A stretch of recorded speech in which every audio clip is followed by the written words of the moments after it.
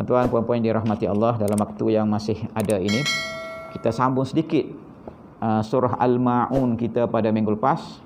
Dan pada malam ini, kita nak tengok terjemahan Arabnya. Jadi kitab rujukan kita At-Tafsirul Munir, karangan Dr. Wahbah Az-Zuhaili.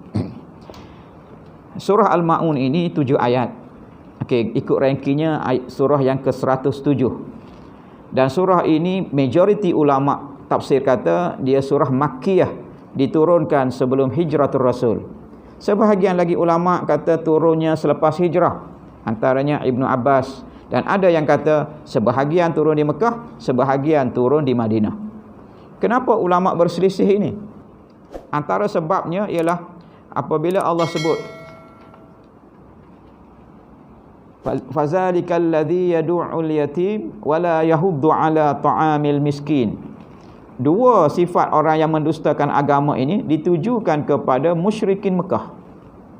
Sementara 3 lagi sifat yang berikutnya, fawailul lil musallin alladzina hum an salatihim sahun walladzina hum yuraun wa yamna'unal ma'un. 3 ini ditujukan kepada orang munafik di Madinah. Kerana itulah sebahagian kata ayat sebahagiannya turun di Mekah, sebahagian lagi kata turun di Madinah. Tetapi pendapat majoriti mengatakan surah ini merupakan surah Makkiyah yang diturunkan sebelum peristiwa hijrah. Kenapa dinamakan Al-Ma'un? Al-Ma'un maksudnya pertolongan, bantuan. Kerana ayat terakhir, ayat yang ke-7 itu wa yamna'unal ma'un, sifat orang munafik antaranya ialah tak suka tolong bantu sesama manusia. Walaupun dalam tolong bantu itu benda-benda yang kecil, merupakan peralatan rumah, merupakan makanan harian dan sebagainya. Benda-benda kecil pun sifat orang munafik ini tak nak memberi bantuan. Dan sebab nuzul pada minggu lepas kita dah bincang, mana ayat ini yang Mekahnya ditujukan kepada beberapa orang musyrikin. Antaranya Al-As bin Wa'il, antaranya kepada Al-Walid bin Mughirah, dan antaranya kepada Abu Jahal. Di mana satu peristiwa Abu Jahal ini apabila anak yatim datang untuk minta haknya, dihalau oleh Abu Jahal. Dan ayat ini juga dikatakan turun kepada Abu Sufyan, di mana Abu Sufyan ini suka buat kenduri. Tetapi bila orang miskin datang untuk berkongsi sedikit apa yang dijamukan itu, dihalaunya. Jadi ayat yang kedua, ayat ketiga ini ditujukan kepada individu-individu yang disebutkan tadi.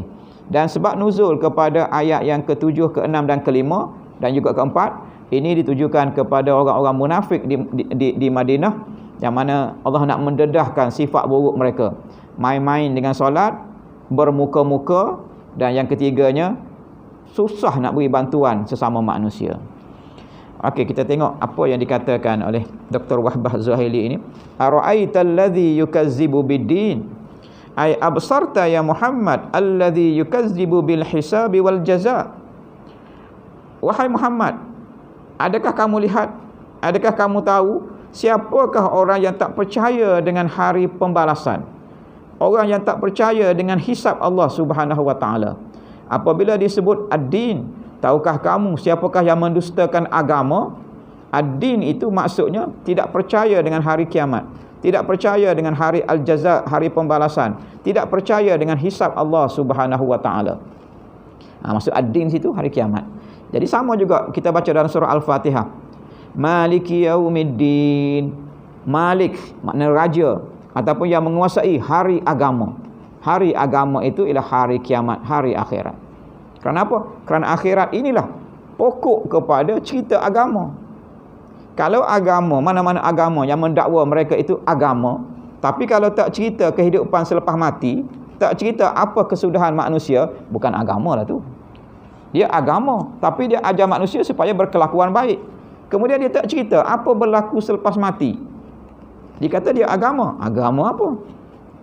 Ada agama-agama di kalangan kita ni yang masih ada pada hari ini. Agama dia hanya cerita supaya buat baik, hidup berakhlak, jangan buat jahat. Tetapi kita tanya dia, mati nanti ke mana? Oh, dia kata tak ada cerita dalam agama dia. Jadi bukan agama lah namanya. Sebab bila agama ini, dia ceritakan hidup kita di dunia, hidup kita di akhirat. Dan tidak ada agama yang lebih hebat daripada Islam. Dia cerita satu-satu perjalanan hidup kita ini. Lepas kita mati ini ke mana?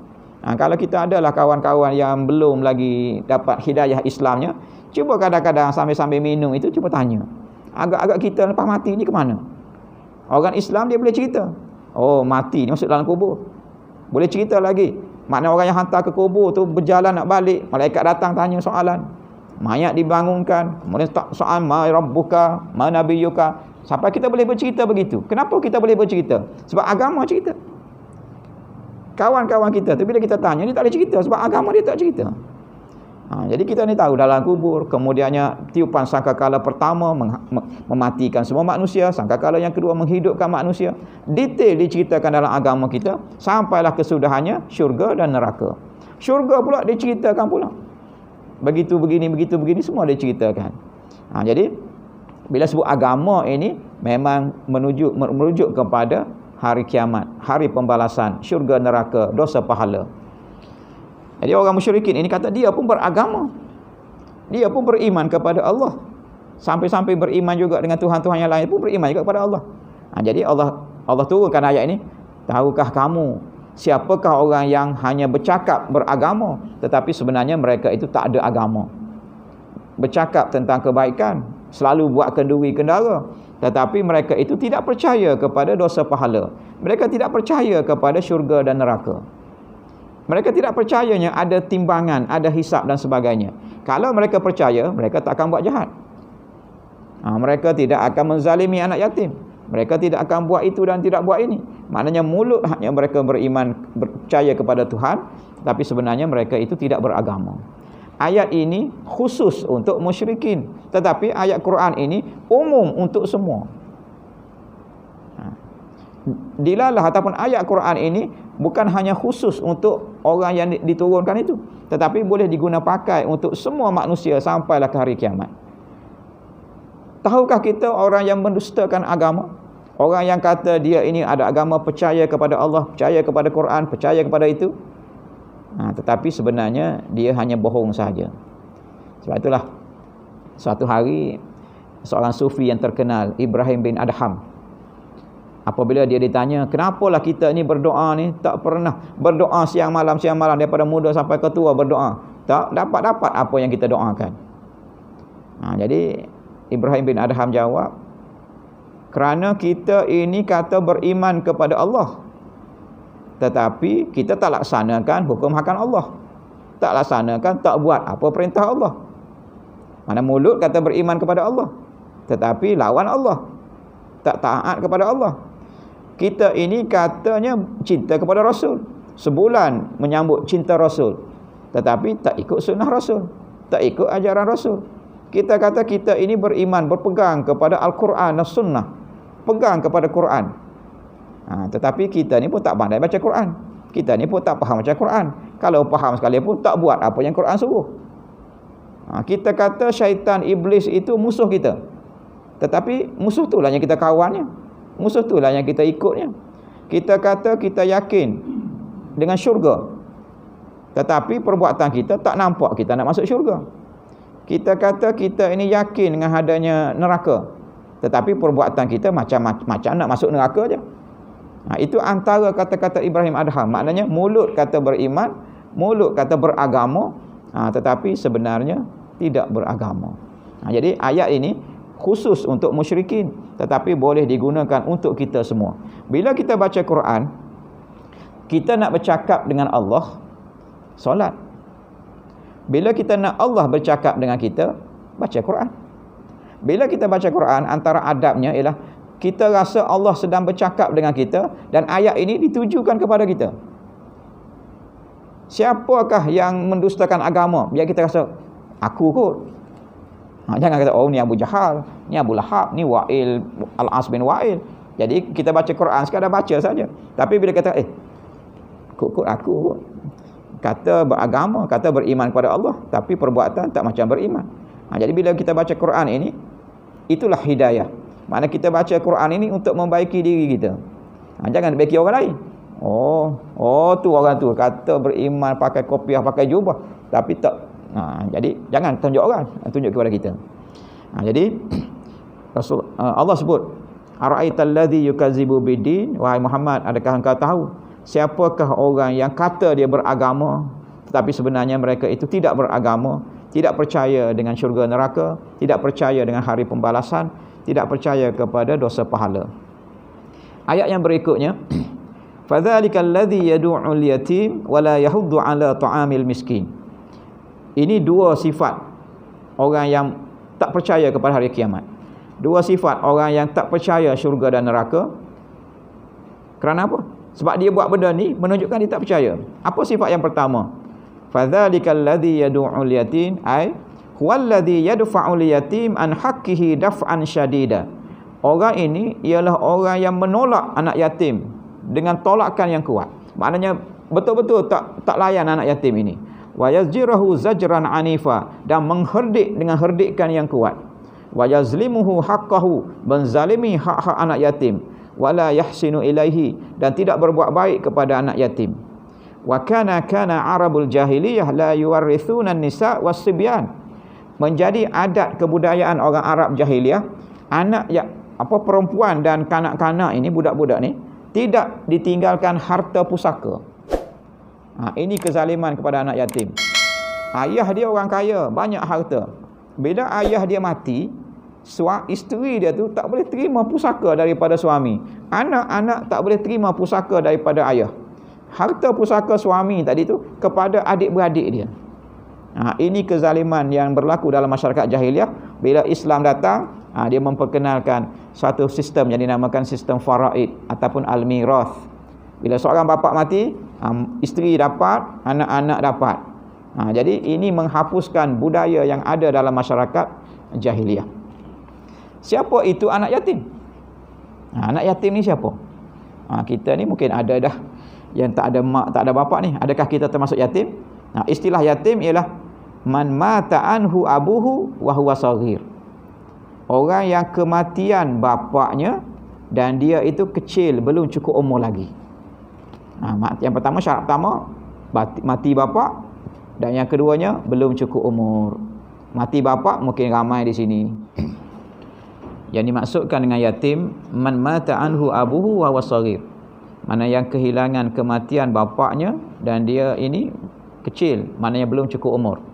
Ini berdasarkan hadis sahih riwayat Imam Abu Daud.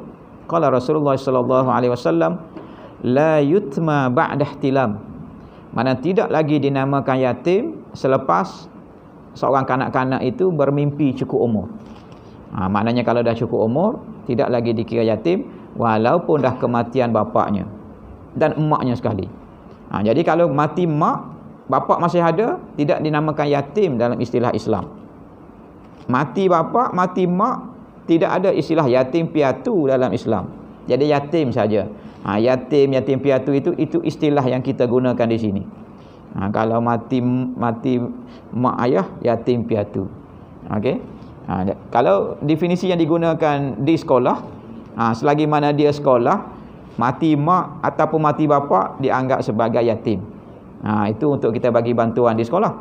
Tapi kalau Islamnya, maknanya kanak-kanak, tak kisahlah laki ataupun perempuan, kematian bapa, bukan mak, kematian bapa dan dia belum cukup umur.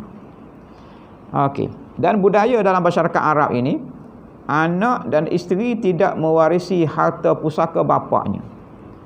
Bayangkanlah. Sebab itulah antara hikmah kenapa Rasulullah sallallahu alaihi wasallam kahwin lebih daripada 4, dan perkahwinan Rasulullah tu ramai di kalangan isteri-isteri yang kematian suami.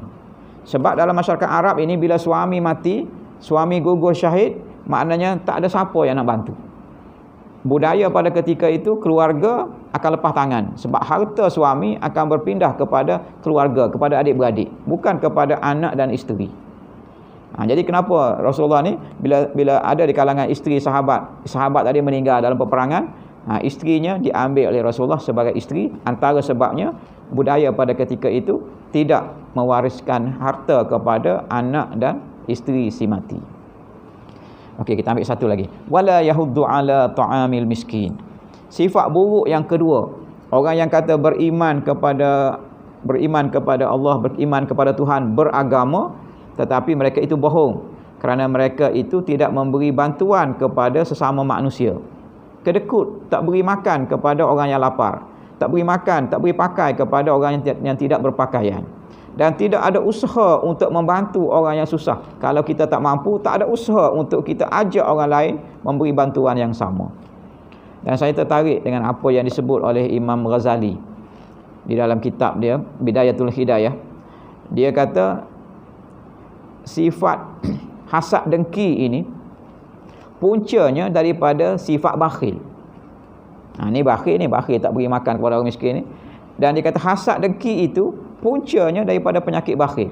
Siapa-siapa yang ada penyakit bakhil dalam diri, semua kita ada lah, sikit banyak je. Semua manusia ni ada bakhil ni. Kalau saya tak bakhil, Ustaz, saya ada duit nak bagi semua. Maknanya sikit sebanyak ada. Tetapi penyakit ini perlu dirawat. Kerana kalau tidak dirawat, dia membawa kepada penyakit kedua yang lebih kronik, iaitu hasad dengki. Kenapa Imam Ghazali sebut? Dia kata orang yang bakhil ini, dia rasa apa yang dia ada tu hak dia. Duit gaji dia baru masuk 2-3 hari ni, jadi dia rasa itu hak dia lah. Sebab akaun bank nama dia. Apa nak kongsi-kongsi dengan orang lain? Jadi orang bakhil ini dia rasa kurniaan Allah SWT itu hak dia yang tak boleh berkongsi. Dan sifat ini kalau tidak diubati, dia membawa kepada penyakit yang kedua, hasad. Kenapa? Hasad ini kita tak boleh tengok orang lain senang. Orang lain senang itu dia naik pangkat, dia beli kereta baru, dia beli rumah baru, dia kahwin baru, dia dapat apa-apa yang baru-barulah. Bukan kita yang beri, Allah yang beri. Tetapi sebab kita dah ada satu penyakit, kita ni tak boleh kongsi kesenangan kita dengan orang. Jadi bila kita nampak orang itu senang, walaupun senangnya daripada Allah, pun kita sakit hati. Sebab itulah Imam Ghazali kata yang ada penyakit bakhil ni cepat-cepat ubat. Kalau tak ubat, dia berjangkit kepada penyakit yang kedua yang lebih kronik, iaitu hasad dengki. Macamlah dia yang boleh arahkan Allah. Jangan bagi pangkat kepada orang ni, jangan bagi harta kepada orang ni, jangan bagi anak orang ni berjaya. Macamlah kuasa kita. Itu hak Allah, hak mutlak, tak boleh kacau. Tetapi orang yang bakhil ini bukan hanya kedekut dengan duit dia. Dia kedekut juga dengan hak Allah Subhanahu Wa Taala. Jadi kalau boleh semua Allah itu bagi kepada dia seorang je. Jangan beri kepada orang lain. Jadi sifat yang kedua orang yang mendustakan agama ini, selain daripada tidak jaga hak anak-anak yatim, dan yang keduanya tidak ada perasaan nak membantu orang yang susah, orang yang kelaparan, orang yang tidak berpakaian, orang yang tidak ada rumah. Jadi mereka ini tidak ada perasaan itu. Beruntunglah orang kerja kebajikan, sebab dia cari orang susah, mana terlepas daripada penyakit ini. Sekurang-kurangnya. Jadi kita yang tak kerja di kebajikan pun maknanya kena berkebajikan, kena cari orang yang dalam kampung kita ni supaya yang sifat yang kedua ini maknanya tak kena pada tubuh kita. Yang pertama, kalau ada anak yatim di rumah kita, di rumah kita tak yatim lagi lah sebab kita masih ada. Kalau kita tak ada baru yatim. Tapi mungkin kita ada anak-anak angkat yang kita pelihara. Pastikan kalau dia anak yatim, jaga betul-betul. Okey, Rasulullah sebut ana wa kafilul yatim kahataini. Aku dengan orang yang menjaga anak yatim ini seperti dua jari ni. Nak ceritanya orang yang jaga hak anak yatim ini dekat dengan Rasulullah di akhirat nanti. Jadi kalau kita ada anak yatim, jaga betul-betul. Kalau tak ada anak yatim, cuba tengok di kampung kita ni, ada anak-anak yatim. Yatim dalam erti kata tadilah. Erti kata tadi kematian bapa dan masih kecil. Mana belum cukup umur. Kalau ada, menjadi tanggungjawab satu kampung itu untuk menjaga anak yatim itu. Kalau tak ada, kampung kita semua okey. Di kawasan kita ni, di bahagian Sibu kita ini, cari, sekarang ni ada rumah anak yatim. Maknanya boleh beri bantuan di situ. Yang di rumah anak yatim, peryatim tu okeylah, sebab ada orang bantu, NGO bantu, kerajaan bantu. Yang kita takutnya, yang di kampung kita ini, yang anak yatim terlepas pandang, akhir sekali terbiar. Takut-takut kita ini termasuk dalam fazalikal ladzi yad'ul yatim, yang membiarkan anak yatim, yang membiarkan kesusahan anak yatim dan sebagainya. Dan yang kita perlu ingat juga, kita ni tak yatim lah, anak kita tak yatim sebab kita masih ada. Tetapi perhatikan, kalau ada adik-beradik kita yang meninggal dunia, okey, adik-beradik kita yang meninggal dunia, maknanya anak buah kita lah. Anak buah kita bila abang kita ataupun adik lelaki kita meninggal, jadi anak dia tu, anak kecil tu, anak yatim. Siapa yang nak jaga anak yatim itu? Kalau bapaknya dah meninggal, kalau maknya pula tak bekerja. Jadi menjadi tanggungjawab adik-beradik yang lain untuk menjaga kebajikan anak-anak buah yang yatim tadi. Takut-takut kita ada anak buah yang kematian bapa. Kita rasa ni bukan rumah kita. Kita nak jaga yang rumah kita saja. Takut-takut kita juga dikategorikan sebagai fazalikal ladzi yad'ul yatim. Jadi dua sifat ini, baik-baik dengan anak yatim, hati-hati, jaga, beri kebajikan kepada mereka, dan yang kedua kepada orang miskin, orang yang susah. Di zaman-zaman PKP dan pasca PKP ini, ramai orang yang susah, tak ada kerja. Jadi kena prihatin. Terutamanya kita ni senang, alhamdulillah, jiran sebelah rumah, kiri kanan depan belakang, di kampung kita dan di kawasan kita ini. Kalau kita tak mampu, kita ni tak mampu, memang kita seorang nak bagi macam mana, ada inisiatifnya, maknanya buat kumpul duit dan sebagainya, supaya kita tidak termasuk dalam wala yahuddu ala ta'amil miskin. Okey, dua itu yang sempat. InsyaAllah tiga lagi, sambung lagi minggu depan Al-Ma'un ini. Subhanakallahumma wa bihamdik, asyhadu an la ilaha illa anta, astaghfiruka wa atubu ilaih. A'udzubillahi minasyaitonir rajim. Bismillahirrahmanirrahim. Alhamdulillahirabbil alamin, wassalatu wassalamu ala rasulihil amin wa ala alihi wa sahbihi ajma'in. Allahumma 'allimna ma yanfa'una wanfa'na mimma 'allamtana wa zidna ilma. Ya Allah, ajarkanlah kepada kami apa yang memberi manfaat kepada kami, dan berilah manfaat kepada kami hasil daripada ilmu-ilmu yang Kau ajarkan kepada kami, dan tambahkanlah ilmu-ilmu yang bermanfaat untuk kami. Allahumma a'inna ala zikrika wa syukrika wa husni ibadatik. Ya Allah, bantulah kami untuk kami mengingati-Mu, bantulah kami untuk kami mensyukuri nikmat-Mu, bantulah kami untuk kami memperelok, memperbaiki amal ibadah kepadamu. Rabbana atina fid dunya hasanah wa fil akhirati hasanah wa qina adzabannar. Walhamdulillahi rabbil alamin.